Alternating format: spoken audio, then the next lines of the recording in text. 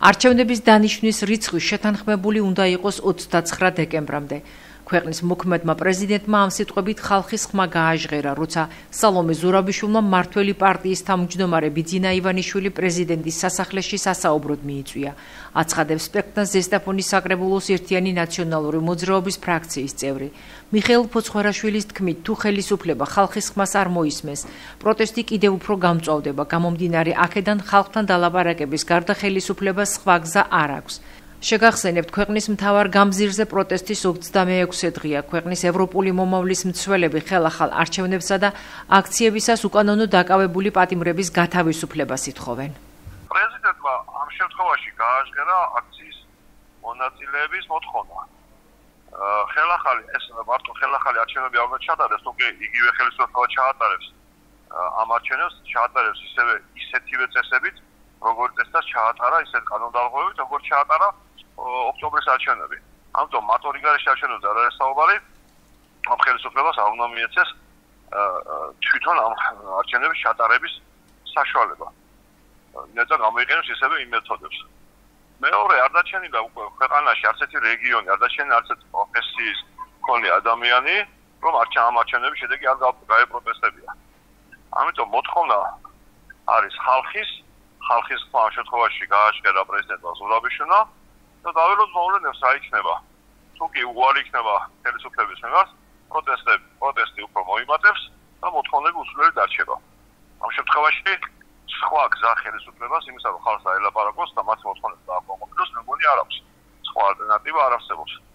როდესაც ვხედავთ ესეთ მასიურ გამოსვლებს ამდენი წლის განმავლობაში, აქ ძულებულია ხელისუფლება, რომ გადაწყვეტს აიმეთ მეტი დავიწყოს ამ მოვლენებს ყოველთვის ყველა ქვეყანაში მოყოლმოდა უარესი პროცესი, უარესი ცეცხლის ანთება, უფრო მოიმატებს ხალხი, პარალიზებული იქნება ქვეყანა, ოპოზიციის გარეშე იქნება პარლამენტი, ლეგიტიმაცია არ მიცა ამ არჩევნებს არც ერთმა ევროპულმა სახელმწიფომ, არ უღიარებია ის არც ერთ დასავლურ სახელმწიფოს, მხოლოდ ვენესუელა და ესეთი ჭალებში დემოკრატიული სახელმწიფოები აღიარებენ ამ არჩევნებს. ამიტომ თუ კი მათი სწრაფა ევროპისკენ არის, მაშინ ბუნებრივია მათ უნდა გაიგონოს ხალხის ხმა.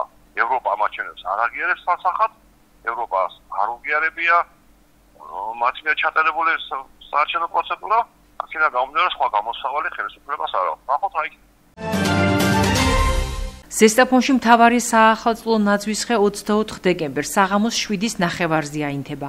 მანამდე კი ახალი წლის დღეების ფორმატში ცენტრალურ მოედანზე დღის მეორე ნახევრიდან სადღესასწაულო აქტივობები მოეწყობა.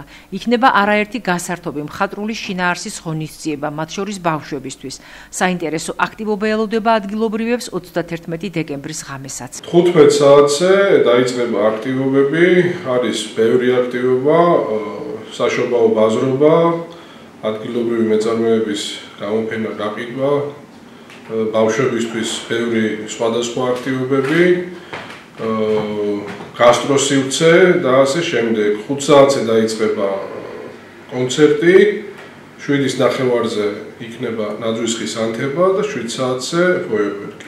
ამით დასრულდება ყვავილდელი ღონისძიება. თბილისში ტრადიციულად შევხვდებით მოედანზე, იქნება საახალწლო კონცერტი, ცხელი გლინტვეინი და ველოდებით 31-შიც ჩვენს მოქალაქეებს ერთად ვიზეიმოთ ახალი წელი.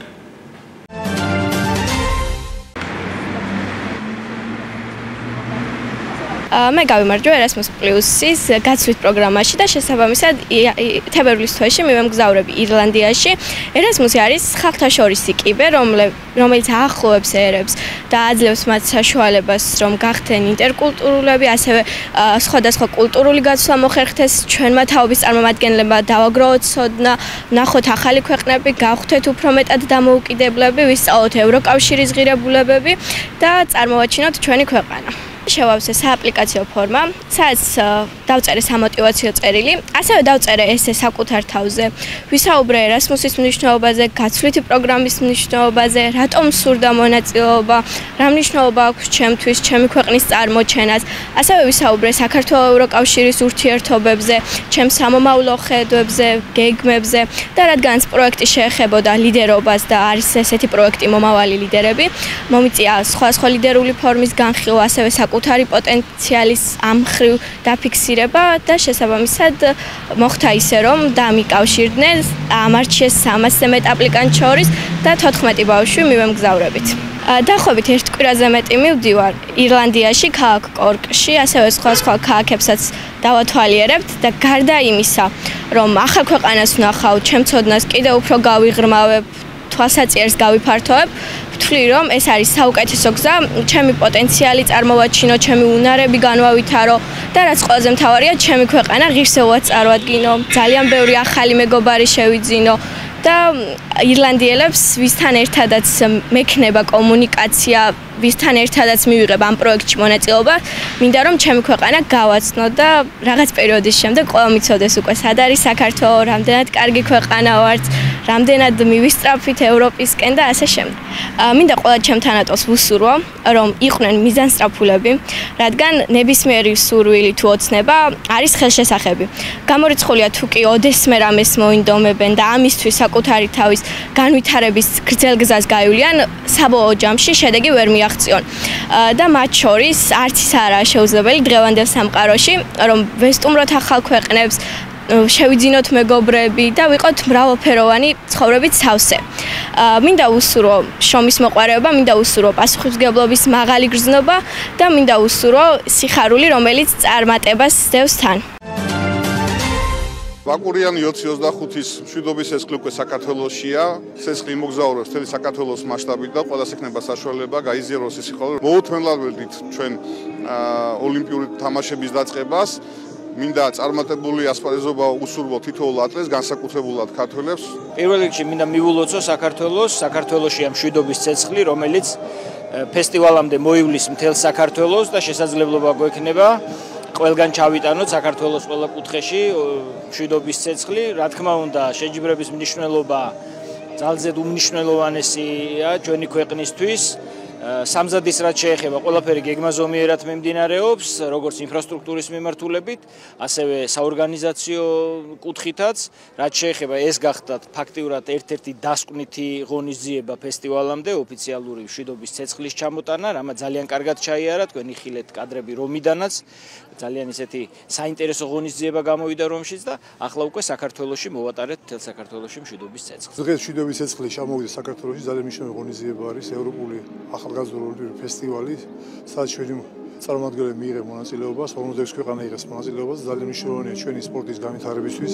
თქვენი სამსახეობაში ჩვენ ყველა ღონისძიებაზე ვესწრებით და ვიღებთ მონაწილეობას, ეს არის იქნება ახალგაზრდული, იქნება დიდი ოლიმპიური თამაშები და ამიტომ გვინდა რომ ეს განვითარდეს ჩვენი სამთრის სახეობა, რამე თუ მოთხოვნა არის ძალიან დიდი. ჩვენთან ეს ოლიმპიადა რომ ტარდება არის ქვეყნისთვის ძალიან დიდი რაღაც და მე ძალიან მოხარულია. ზოგადად ეს ახალგაზრდული ოლიმპიადები ვფიქრობ რომ იმ თავარი დიდი ოლიმპიადისთვის არის მოსამზადებელი და მინდა ყველას გულანთებულს და მონდომებულ ადამიანს პირველ რიგში ჩვენს ქართულ სპორტსმენებს წარმატებები უსურვო.